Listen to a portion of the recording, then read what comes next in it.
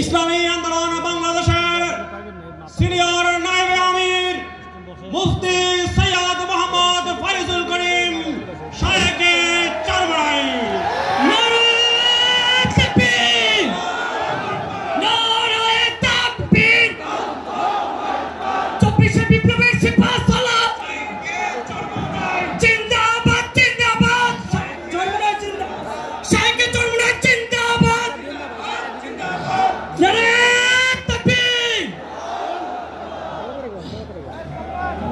अस्सलामु अलैकुम व रहमतुल्लाहि व बरकातुहू। नहमदु व नसल्ली अला रसूलिहिल करीम अम्मा बाद व अऊज़ु बिल्लाहि मिनश शैतानिर रजीम बिस्मिल्लाहिर रहमानिर रहीम। व तिलकल अय्यामु नुदाविलुहा बैनान नास। सदक़ल्लाहुल अलियुल अज़ीम। सबाई पढ़ी सल्लल्लाहु अलैहि वसल्लम। ইসলামী যুব আন্দোলন কর্তৃক আয়োজিত যুব কনভেনশনের সম্মানিত সভাপতি, মঞ্চে উপবিষ্ট আমাদের সেরেতাজ শ্রদ্ধাভাজন আমির হযরত পীর সাহেব হুজুর চরমনাই দামাত বরকাতুল আলিয়া, সর্বস্তরের নেতৃবৃন্দ, সকল স্তরের যুবক ভাইয়েরা আমার, আজকে আমাদের খুশিতে মন ভরে গেছে। মনে হয় যেন আজকে আসমানের ফেরেশতাগুলিও এই যুব কনভেনশনের উপস্থিতি দেখে তারাও খুশিতে আত্মহারা। যুবক যদি জাগ্রত হয় তাহলে সেই জাতি জাগ্রত হয়, যুবক যদি জাগ্রত হয় দেশ জাগ্রত হয়, ঠিক। যুবক যদি ভালো হয় সেই সমাজটা ভালো হয়ে যায়, যুবক যদি ভালো হয় তাহলে দেশটা ভালো হয়ে যায়। মনে রাখতে হবে ইসলামী যুব আন্দোলন রুহানিয়তের সমন্বিত প্রয়াস, রুহানিয়ত ও জিহাদের সমন্বিত প্রয়াস। এই স্লোগান মনে রাখতে হবে। রুহানিয়তকে বাদ দেওয়া যাবে না,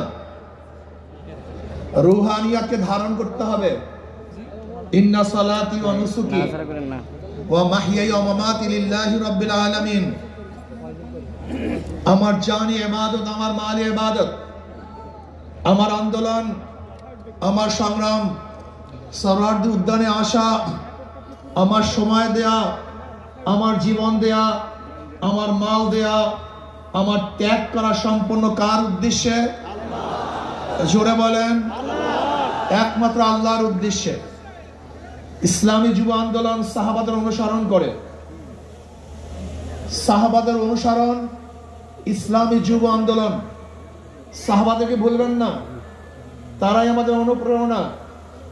আমরা তাদের দেখানো পথে চলতে চাই, তাদের মহব্বত অন্তরে লালন করি, তাদের ভালোবাসতে জানি, তাদেরকে ভালোবাসতে জানি, তাদেরকে এত মহব্বত করি আমাদের জীবনের চেয়ে সাহাবায়ে কেরাম থেকে বেশি মহব্বত করি।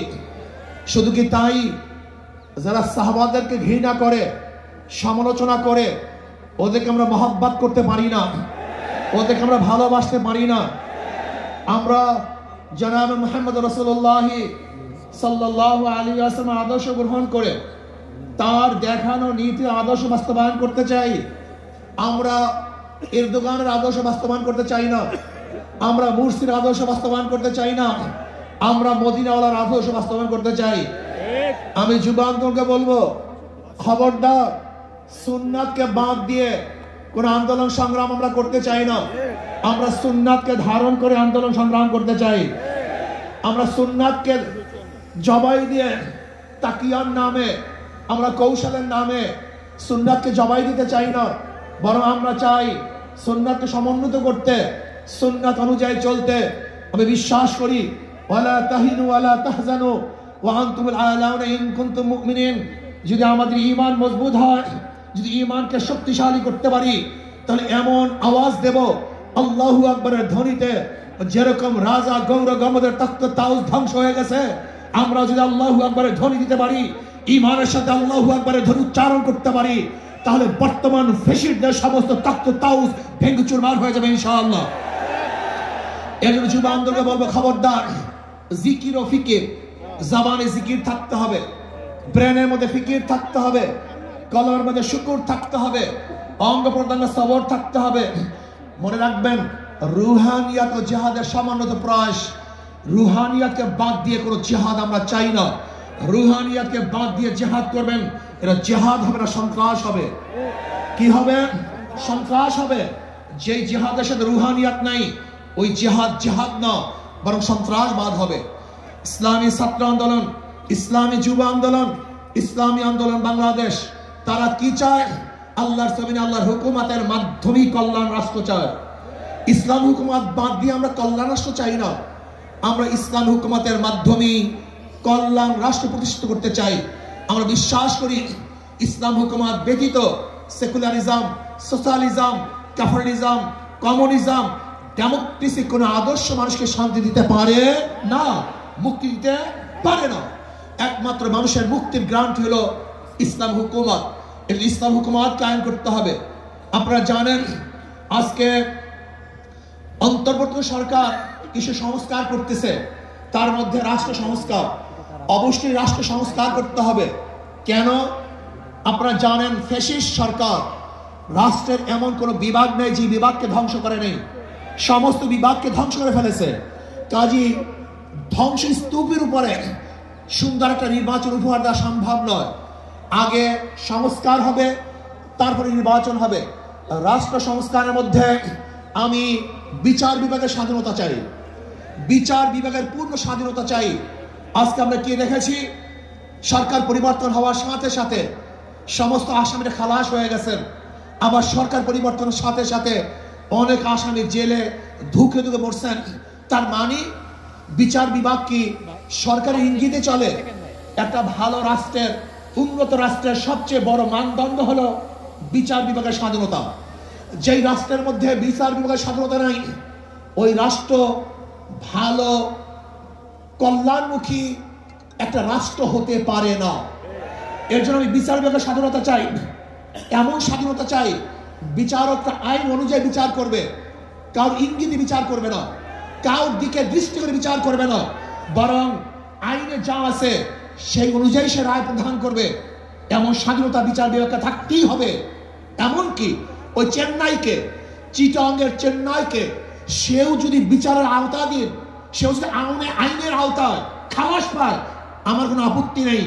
কিন্তু আমিও যদি বিচারের আইনের মাধ্যমে জেলে থাকি, তাহলে আমার আপত্তি নেই। বিচার বিভাগকে স্বাধীন দিতে হবে। কারোর ইঙ্গিতে বিচার বিভাগে চলতে পারে না। যদি বিচার বিভাগের স্বাধীনতা না থাকে, মান হাফেরা হুফেরা, তুমি যেই গর্ত খুঁজবা সেই গর্তের মধ্যে একদিন তুমিই পড়বা। এই জন্য বিচার বিভাগের স্বাধীনতা চাই। নাম্বার 2, সংবিধান সংস্কার। আজকে দেখেছি সেখানে প্রায় 505টা আসন রাখা হয়েছে। আসন কম হোক বেশি হোক, কিন্তু সব জায়গায় নির্বাচনের ভিত্তিতে সংসদ সদস্য হতে হবে। মহিলাদের জন্য সংরক্ষিত আসন 100, এটা আমরা মানি না। যদি সংরক্ষিত আসন মহিলাদের জন্য রাখা হয়, এটা মহিলাদের সাথে বৈষম্য করা হয়, তাদেরকে দুর্বল ভাবা হয়। আমরা তো কোঠার বিরুদ্ধে আন্দোলন করেছিলাম। যদি আবার মহিলাদের জন্য কোঠা রাখা হয়, তাহলে আমরা আন্দোলন সাকসেস হই নাই। আমরা বলবো মহিলারা সরাসরি নির্বাচন করবে, নির্দিষ্ট কোনো কোঠা আমরা চাই না। কোনো মহিলাদের জন্য নির্দিষ্ট কোঠা থাকবে না, তারা নির্বাচন সরাসরি করবে। কাজী আমি অন্তর্বর্তী সরকারকে বলবো, মহিলাদের জন্য কোনো নির্দিষ্ট আসন ইসলামী আন্দোলন বাংলাদেশ, এটা আমরা মানতে পারি না, এইটা আমরা চাই না। আমরা চাই দ্বিকক্ষ বিশিষ্ট হোক, এককক্ষ বিশিষ্ট হোক, পিয়ার সিস্টেমে নির্বাচন হবে, সংখ্যানুপাতিক হারে নির্বাচন হবে।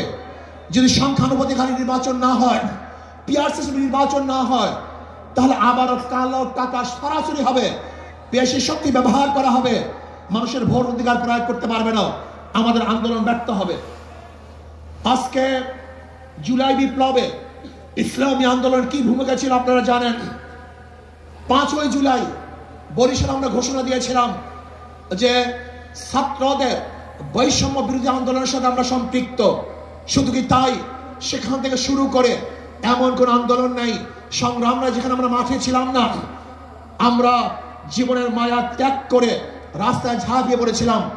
আমি বিশ্বাস করি ইসলামী আন্দোলন বাংলাদেশ যেইভাবে দলীয় ব্যানারে বৈষম্য বিরোধী আন্দোলন অংশগ্রহণ করেছে, বাংলাদেশের অন্য কোনো সংগঠন দলীয় ব্যানারে এই আন্দোলনে সম্পৃক্ত ছিল না। শুধু কি তাই, ইসলামী আন্দোলন বাংলাদেশের যারা শীর্ষস্থানীয় লিডার নেতা তারাই মাঠে ছিল, কিন্তু যারা বৈষম্য বিরুদ্ধে আন্দোলনের বিরোধিতা করেছে, বলেছে যে এই সংগ্রামের সাথে আন্দোলনের সাথে আমরা সম্পৃক্ত নাই, তারা যদি আজকে নতুন ভাবে ক্ষমতা দেওয়ার স্বপ্ন দেখে, সেই স্বপ্ন পূরণ হতে দেবে না।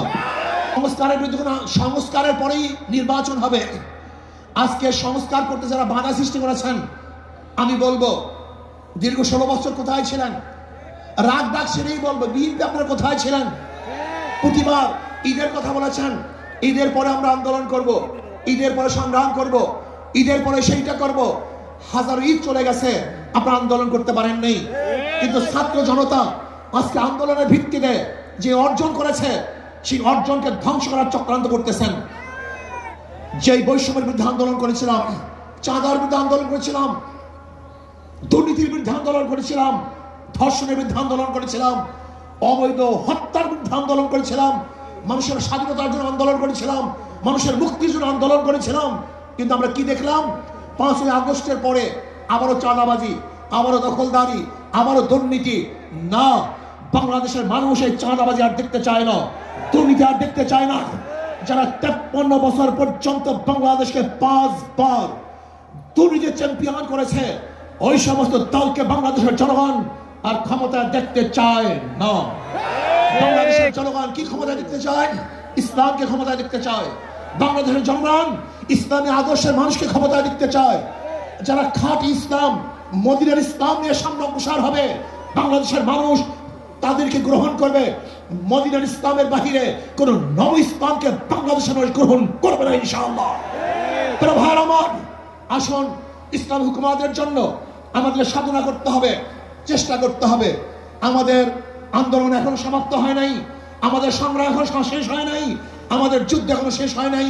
ফ্যাসিবাদের বিরুদ্ধে আন্দোলন করেছিলাম, এখন চাঁদাবাজের বিরুদ্ধে আন্দোলন করতে হবে, দখলদারের বিরুদ্ধে আন্দোলন করতে হবে, যারা দুর্নীতিবাজ তাদের বিরুদ্ধে আন্দোলন করতে হবে, যারা ডাকাত তাদের বিরুদ্ধে আন্দোলন করতে হবে, যারা দেশকে ধ্বংস করার চক্রান্ত করতেছে তাদের বিরুদ্ধেও আরেকবার আন্দোলন করতে হবে। আজকে ভারত আমাদের দেশকে দখল করার চক্রান্ত করতেছে। আমি ভারতকে বলবো, আপনি আমাদের দেশ দখল করার চক্রান্ত করতেছেন, আমাদের দেশের দিকে চক্ষু তুলছেন, আঙ্গুল উঁচা করছেন। আপনি কি জানেন বাংলাদেশের অবস্থাটা কি?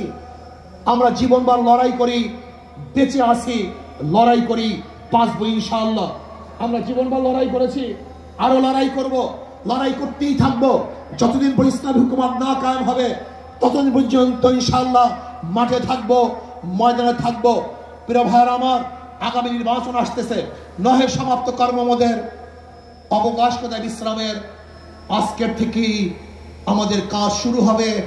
মাঠে ময়দানে প্রত্যেকটা দাঁড়ে দাঁড়ে ঘরে ঘরে গিয়ে মানুষকে ইসলামের কথা বোঝাতে হবে, ভোট আদায় করতে হবে, ইসলামের পক্ষে আমরা ভোট নিয়ে আসবো।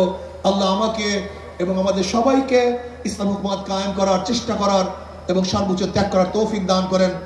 যুব কনভেনশন শুকরিয়া আদায় করছি, যারা আয়োজন করছেন সবাইকে ধন্যবাদ জ্ঞাপন করছি। আসসালামু আলাইকুম ওয়া রাহমাতুল্লাহি ওয়া বারাকাতুহু। সংগ্রামী সহযোদ্ধা